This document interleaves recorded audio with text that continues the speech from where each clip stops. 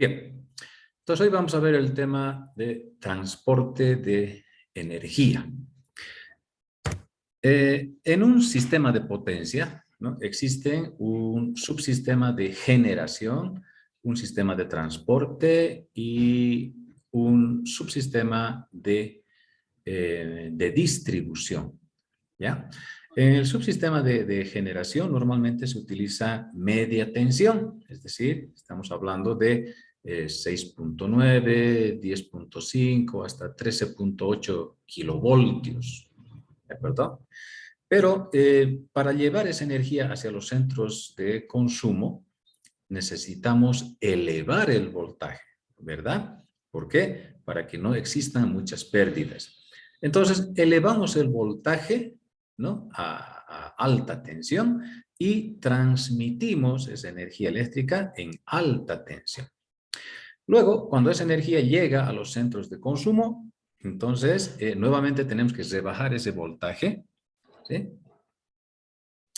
para conectar hacia las redes de distribución, que también son en media tensión. En nuestra ciudad, por ejemplo, tenemos las redes de distribución de media tensión en 10.5 kilovoltios y en 24.9 kilovoltios, ¿sí? Sin embargo, lo que nos interesa ahora en esta materia es las líneas de transmisión en alta tensión, ¿ya? Si estamos hablando de alta tensión, estamos hablando de 69, 115, 230, 380, 440, hasta 500 kilovoltios que existe en América. En Europa ya se utiliza hasta 1000 kilovoltios, imagínense, son voltajes extra altos o ultra altos, que se le denomina. En nuestro medio, ya tenemos líneas de 69, 115, 230 y tenemos también de 500. Estos de 380 y 440 no tenemos. 69, 115, 230 y 500 kilovolts tenemos en nuestro país. Con esos voltajes trabajan las líneas de transmisión. Ahora, veamos dónde están ubicadas estas líneas de transmisión en un sistema de potencia. Este es el sistema de generación, como les decía, ¿no?, en media tensión, que varía desde 6.6 hasta 33 kilovolts. Bueno, en 33 no hay tanto, solamente hasta 13.8 kilovolts. Y acá tenemos un transformador elevador, es decir, de esta media tensión elevamos a alta tensión. Y en alta tensión trabajamos con voltajes desde 66 kilovoltios hasta 500 kilovoltios en nuestro medio. Una vez que se transmite esta energía por las líneas de transmisión, llegamos a las subestaciones de rebaje, ¿no? Transformador de alta tensión a media tensión. Y en media tensión, por una parte, se alimenta hacia a los centros de consumo grandes. Pueden ser fábricas, ¿no es cierto?, o centros comerciales grandes, hospitales, etcétera, donde tienen su transformador propio. Es decir, estos centros de consumo, que son mayormente las industrias, ¿no?, reciben en media tensión. Bueno, hay algunas industrias muy grandes que reciben en alta tensión, pero eso son muy raras. En nuestro medio reciben en media tensión con su transformador propio. Y por otra parte tenemos las redes de distribución en media tensión, ¿no? Tenemos desde 66, 6.6 hasta 33 kilovoltios. En nuestro medio tenemos 10.5 y 24.9. Estos de 33 hay mayormente en Santa Cruz. Y estas redes de distribución en media tensión se conectan a los transformadores de distribución, ¿no? Los transformadores de distribución nosotros los conocemos, ¿verdad? Son los que están instalados a lo largo de toda la ciudad, que rebajan de 10.5 o de 24.9 a 380 y 220 voltios. O sea, 380 voltios entre líneas y entre línea y neutro tenemos 220 voltios. Bien, esto es básicamente un sistema de potencia en general. Lo que nosotros vamos a estudiar en este curso simplemente es esta partecita, ¿no? El transporte en alta tensión, ¿sí? Vamos a definir algunos parámetros que vamos a utilizar acá. A ver, tenemos la planta generadora, subestación elevadora. ¿Qué? Ahora están pasando. Línea. línea de Lo transmisión, mismo es, ¿no? punto de recepción, Yo la creo eso, ¿no? sumisión reductora. He captado al último, es repasado. Este multita, ¿cuánto le quieren dar? 8,500. Puta ambulancia, ¿no? Joder, pues, está bien, por el Ya, no no se puede quería ver vender, esto. tal vez no quiere vender. Ah, A ver ese eso es volumen, todavía, por pues. favor. ¿Eh? Hoy vamos, pues, donde el director de carrera. No, Va a ser Willy Torre. Sí, ¿eh? Hay que decir a ver si nos... Ya, bueno, al fin pude desconectar eso. Bueno.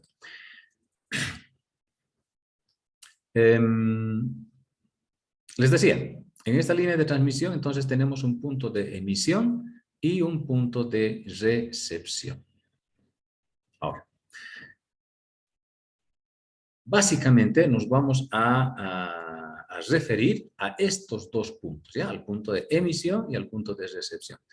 En el punto de recepción van a estar los datos que vamos a tener para nuestros cálculos y este punto de emisión es el lugar donde vamos a calcular los parámetros eléctricos. Veamos. Pérdidas de potencia. ¿A qué se refiere las pérdidas de potencia en una línea de transmisión? Dice que es la potencia en el punto de emisión menos la potencia en el punto de recepción. Acá, potencia de emisión menos la potencia de recepción. ¿De acuerdo? Esas son las pérdidas de potencia en esta línea de transmisión. Estamos hablando de potencia activa, por si acaso. ¿Ya? El rendimiento. El rendimiento de una línea es la potencia de recepción sobre la potencia de emisión. Fíjense que la potencia de recepción, o sea, en este punto, siempre va a ser menor a la potencia en el punto de emisión. ¿Por qué? Porque la potencia en este punto de emisión tiene que ser capaz de cubrir la demanda que existe acá de estos consumidores, pero además tiene que cubrir las pérdidas que existen en la línea de transmisión, ¿verdad? Por lo tanto, siempre la potencia activa en el punto de emisión va a ser mayor a la potencia activa en el punto de recepción.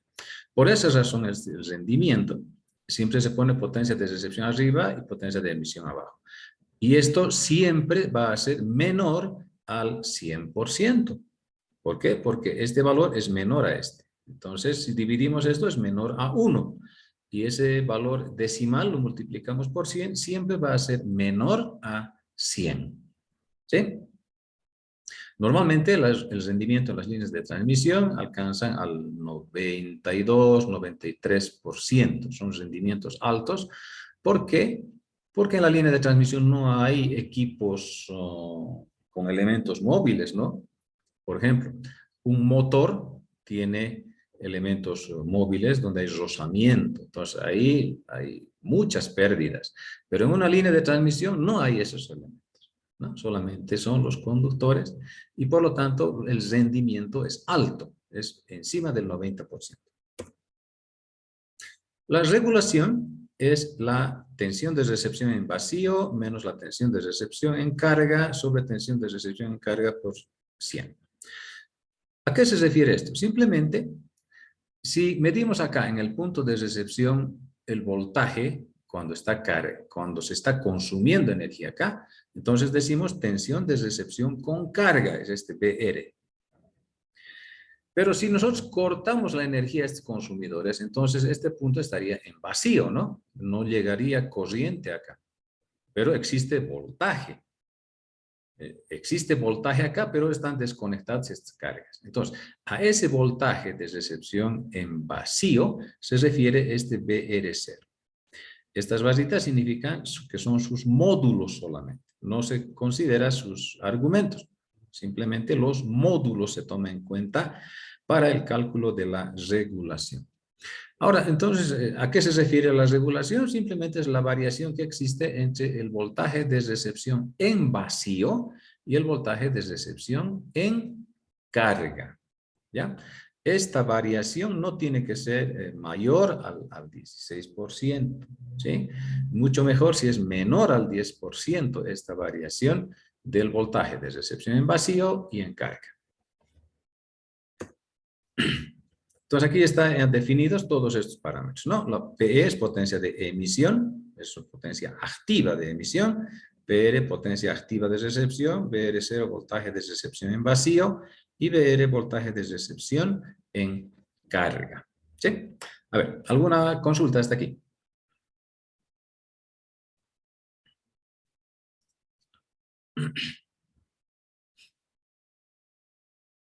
Ya, continuamos entonces. Fíjense acá, tenemos una curva de carga diaria. ¿A qué se refiere esto?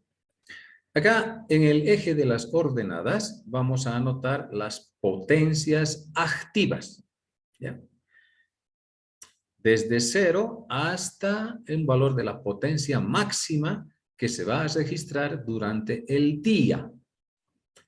Aquí en el eje de las abscisas vamos a ver el tiempo, ¿no? Desde las 0 horas hasta las 24 horas. ¿Sí? O sea, esta abscisa serían las 24 horas del día. Normalmente en un sistema de distribución, en un sistema de potencia, la curva de carga diaria tiene esta característica. Es decir, a las 0 horas va a tener un cierto valor. A medida que transcurre el tiempo, ¿no? Entonces va a ir bajando y más o menos llega hasta este punto donde más o menos se produce la potencia mínima, más o menos a las 3 de la mañana. ¿Ya? Sigue transcurriendo el tiempo, ¿no? Y llegamos a este punto de máxima demanda. ¿De acuerdo? En este punto de máxima demanda, más o menos ocurre a las 8 de la noche. Más o menos, ¿no? Hay algunas ocasiones a las 7:30, 8 menos cuarto, o a las 8:30, en fin. Pero alrededor de las 8 de la noche se produce la máxima demanda. ¿Por qué? Porque todo el mundo está consumiendo energía a esta hora, ¿no? Ya sea las amas de casa viendo sus novelas, ¿no es cierto? O alguien que está planchando su ropa, o alguien que está llega del trabajo y se entra a la ducha. En fin, todo el mundo utiliza energía a esta hora y encima de eso todas las luces están prendidas en las casas, ¿no es cierto? Y no solamente en las casas, sino también en las calles, en las plazas, etc. Por esas razones de que a esta hora se produce la demanda máxima en un sistema de distribución. Seguimos avanzando en la hora, tenemos entonces las 8:30, las 9, y a medida que va pasando el tiempo, esto va bajando y se llega a un valor a las 0 horas, ¿no? Que es más o menos este valor con el que hemos empezado. ¿De acuerdo? A esto se denomina una curva de carga diaria, donde las potencias, ¿no? Estamos hablando de potencias activas. Las potencias activas van variando cada minuto que transcurre a lo largo del día, va variando, fíjense. No permanece constante esta potencia, ¿sí? Va variando a lo largo de todo el día. Y esta es una curva de carga anual, ordenada, dice. ¿Qué quiere decir esto?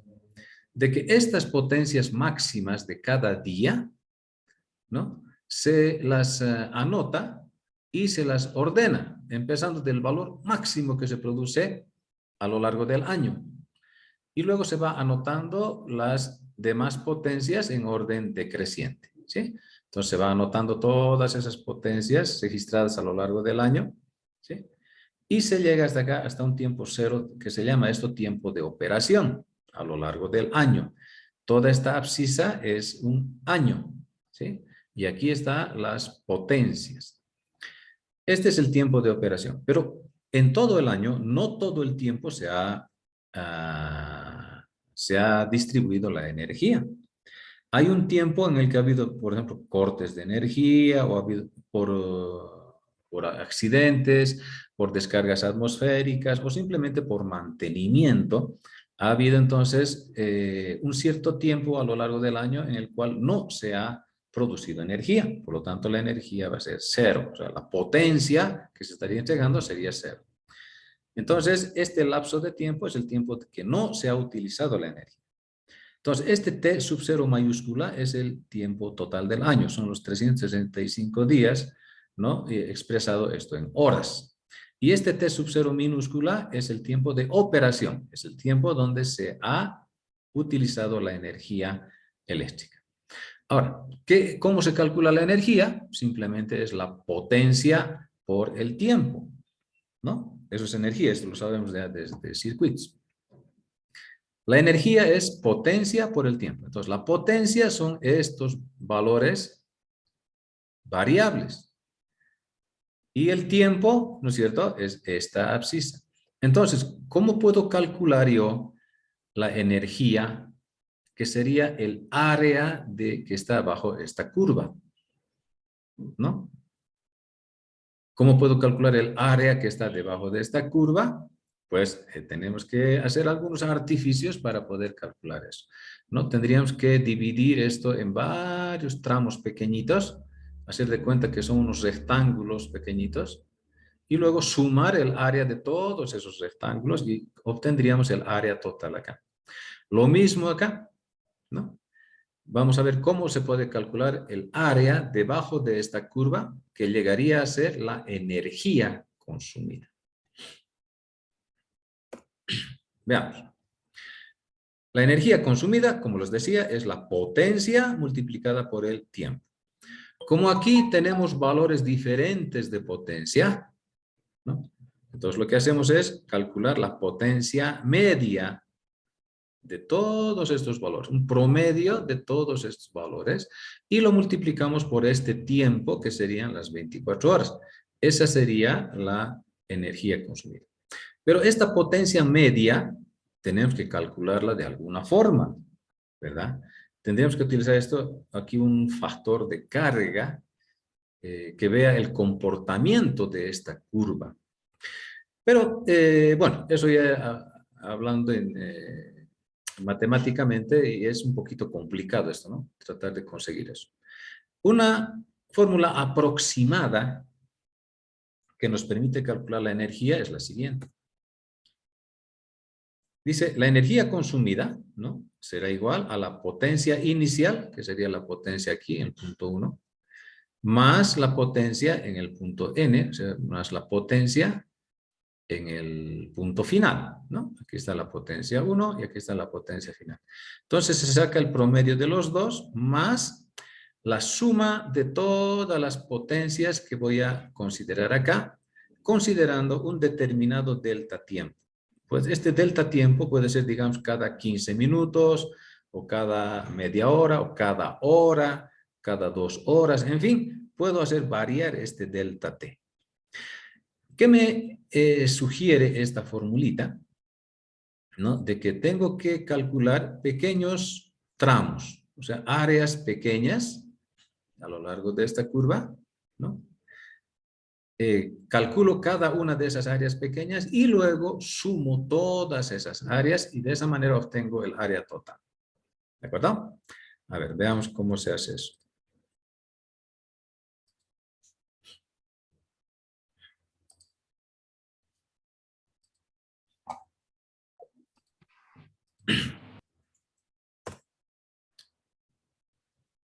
Ahí está.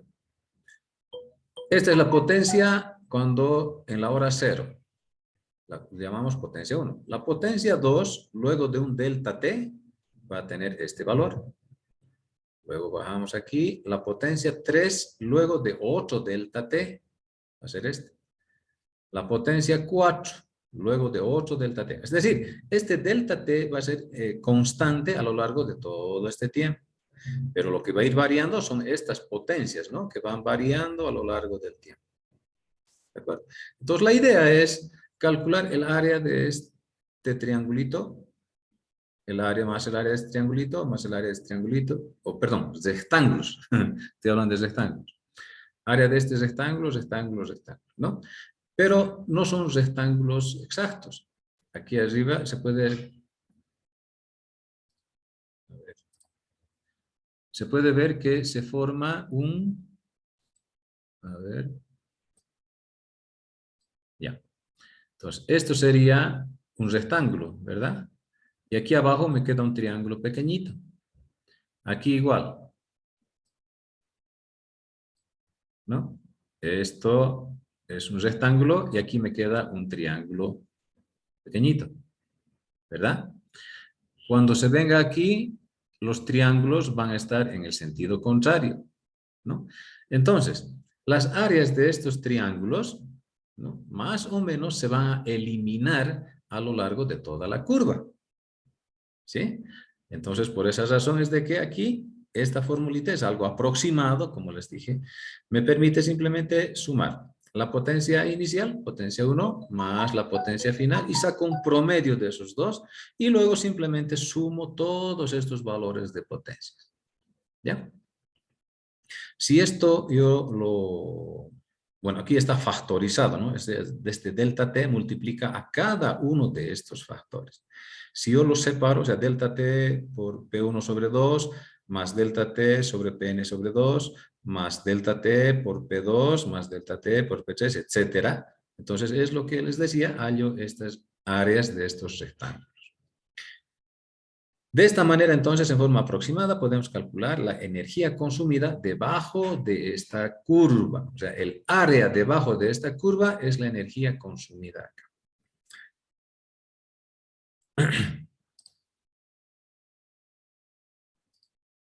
Bien. E sub C es la energía consumida en kilowatts hora. P medio es la potencia media en kilowatts. Delta T es el periodo de tiempo entre cada uno de los valores de potencia. Y T sub 0 es el tiempo de operación, ¿no? O sea, hasta aquí. En nuestro caso, como todo el día se está utilizando energía, entonces las 24 horas serán nuestro tiempo T sub 0. ¿De acuerdo? Estos términos vamos a utilizar entonces para calcular la energía en una curva de carga diaria. Algunas relaciones que vamos a utilizar en el cálculo eléctrico. Tiempo equivalente de pérdidas es la sumatoria de la corriente al cuadrado por delta T sobre la corriente máxima al cuadrado. O sea, estas corrientes I van a ir variando de acuerdo a esos valores de potencia que hemos visto en la curva, ¿no? Tenemos muchos valores de potencias, ¿verdad? Entonces, esos valores de potencias tienen ciertos valores de corriente, que también van a ser diferentes a lo largo de toda la curva. Entonces, a eso se refiere este I, ¿no? Esta corriente es variable. Por eso se dice una sumatoria de todos esos valores de corriente al cuadrado. Sobre la corriente máxima al cuadrado. Esta corriente máxima corresponde a la potencia máxima que hemos visto en la curva de carga, ¿verdad? Entonces, con esta expresión calculamos el tiempo equivalente de pérdidas.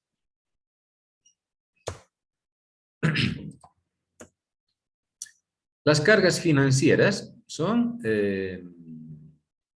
la depreciación, el interés, la utilidad y el mantenimiento. Estas expresiones lo vamos a utilizar en unas fórmulas posteriores que vamos a ver. La sección económica, ¿no?, es igual a la corriente máxima. Estos términos son el precio de la energía, tiempo equivalente de pérdidas, que sería esto. Luego, el cargo por demanda, ¿no? Aquí está K, que son las cargas financieras, que sería esto. G sub C es el peso del conductor, B sub C es el precio o el costo del conductor, y X es la conductividad del conductor. Con esta expresión calculamos la sección económica. ¿Y qué es la sección económica?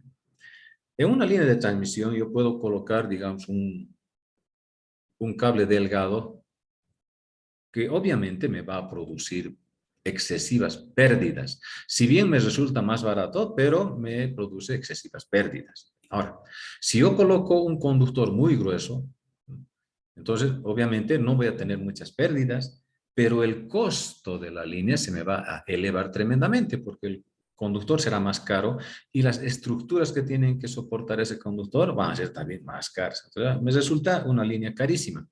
Entonces, no tengo que utilizar un conductor que sea muy delgado o un conductor que sea muy grueso. Entonces, para calcular el conductor adecuado, necesitamos esta formulita que dice es la sección económica del conductor, que me selecciona el valor adecuado del conductor en función a estos valores.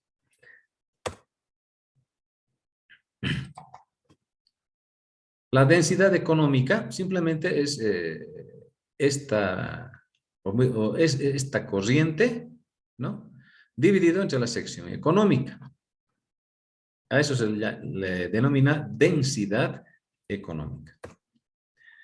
La tensión económica, igual, ¿no? Imagínense, yo quiero instalar una línea de transmisión y digo, bueno, esta línea, a ver, que sea en 66 kilovolts. Ya, listo. Y otro me dice, no, que sea en 115 kilovoltios. Ahora, ¿cuál me resulta más conveniente? Entonces, para ello, tengo que hacer un análisis y es simplemente con esta formulita, donde se toma en cuenta la longitud de la línea, la densidad económica de corriente, ¿no?, la potencia, la conductividad del conductor y el factor de potencia que se presenta en la línea de transmisión. Entonces, con esta simple formulita calculamos la tensión económica del conductor, ¿no? Si no voy a determinar simplemente ya que sea 66 o que sea 115 o que sea 230. Dependerá de qué valores nos arroje esto.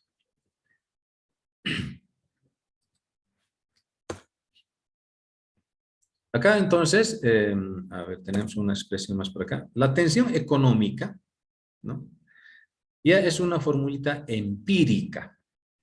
Vale decir de que no es una relación matemática que sea deducido como en este caso, sino esto viene, más bien es producto de datos estadísticos de líneas de transmisión que se han construido a lo largo de los años, ¿no? Entonces, según esos datos estadísticos, se puede obtener esta expresión que dice que la tensión económica es 5.5 por la raíz de la longitud de la línea en kilómetros sobre 1,61 más la potencia que va a transmitir la línea dividido entre 100.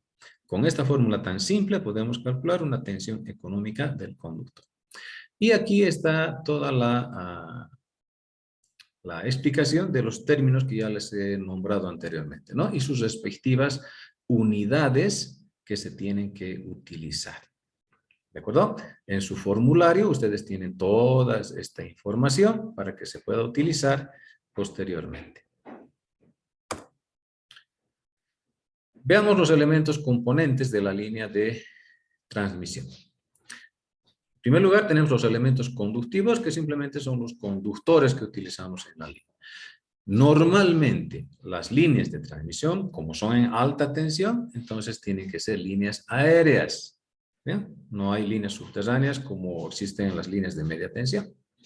Entonces, eminentemente son líneas aéreas en alta tensión. Por lo tanto, el conductor que más se utiliza es el conductor de aluminio con alma de acero. ¿Por qué aluminio? Porque es el material más liviano que el cobre. Obviamente el cobre es mejor conductor, pero es muy pesado. Entonces, por esa razón se utiliza aluminio, pero como el aluminio es muy débil mecánicamente, entonces se utiliza un alma de acero, que son unos hilos que van al medio de los hilos de aluminio para que pueda soportar las tensiones mecánicas. Y justamente aquí hablamos del conductor de aluminio acero. Veamos cómo van conformados estos conductores. Acá tenemos un conductor, ¿no?, que tiene 1, 2, 3, 4, 5, 6 hilos de aluminio y un hilo de acero. Entonces aquí este es un conductor, ¿no?, que se les denomina conductor ACSR. Son conductores de aluminio con alma de acero. Y en los conductores más gruesos, obviamente, existen muchos más hilos de aluminio y también más hilos de acero. ¿Sí? 2, 4, 6, y aquí hubiera 7 hilos de acero y aquí hay un montón de hilos de aluminio. ¿Sí? Esta configuración tienen entonces los conductores de las líneas de transmisión. 1 y 1A, o sea, este negrito y estos 7 conductores, 1 y 1A, estos son los hilos de acero. Y el 2, o sea, estos hilos blancos, estos son los hilos de aluminio. Esta es la constitución de los cables ACSR que se utiliza en líneas de transmisión. Tenemos unas tablas de conductores desnudos de aluminio, es decir, conductores ACSR. Aquí en estas tablas, ¿no? Son las que vamos a utilizar. Obviamente cada fabricante de conductores tiene sus propias tablas, ¿sí? Y ustedes van a ver que mayormente en esta columna se nombra a los conductores, son aves, el cuervo, codorniz, pichón, pingüino, perdiz, etc. Esto normalmente viene en inglés, en las tablas que ustedes van a encontrar en internet o en los libros, ¿ya? Pero yo lo he traducido y esto está en español. En esta columna vamos a ver la sección de aluminio. Aquí en AWG o MCM, AWG va desde un 0 hasta 4 ceros, ¿no? Esto está en AWG. Y en MCMs va desde 266.8 hasta valores mucho más grandes. Solamente una parte de la tabla he puesto aquí, ¿no? Las vas a utilizar. Después hay muchos más, pero solamente a modo de ilustración estoy poniendo esto. Y aquí en esta columna está la sección de aluminio, pero en milímetros cuadrados. ¿De acuerdo? Aquí está el diámetro exterior del conductor en milímetros, el peso del conductor, aquí está el número de hilos. Es decir, aquí esto quiere decir 6,1, quiere decir 6 hilos de aluminio con un hilo de acero. Aquí 30 hilos de aluminio, 7 hilos de acero. La tensión de rotura es la tensión a la cual el conductor se rompe. Es decir, se hace ensayos y con estas tensiones mecánicas el conductor se rompe. Por ejemplo, este conductor, el Calandria, si le aplicamos una tensión mecánica de 9.060 kilogramos, o sea, kilogramos fuerza, entonces ya el conductor se rompe. ¿De acuerdo? Eso dice tensión de rotura. Y el RMG es el radio medio geométrico del conductor que lo vamos a describir posteriormente. Veamos la segunda parte de esta tablita. En la segunda parte, bueno, aquí están los mismos conductores, la sección del aluminio, sección en milímetros es lo mismo. Aquí tenemos otros valores. Tenemos resistencia a 20 grados y a 50 grados centígrados. Esto está a temperatura ambiente y el 50 grados es en regiones cálidas y además cuando los conductores están con carga. ¿Ya? Sabemos nosotros que la resistencia es variable, ¿no es cierto? De acuerdo a la temperatura. Acá tenemos la corriente máxima que puede transmitir, el módulo de elasticidad y el coeficiente de dilatación. Todos estos valores los vamos a utilizar nosotros en el cálculo tanto eléctrico como mecánico de las líneas de transmisión. ¿Ya? Bien. A ver, aquí vamos a hacer un break a partir de elementos mecánicos, puesto que el tiempo ya se me está acabando. Entonces, nos vamos a salir de esta reunión y después de unos 5 o 6 minutos ya voy a poner el nuevo link y entramos nuevamente. ¿De acuerdo?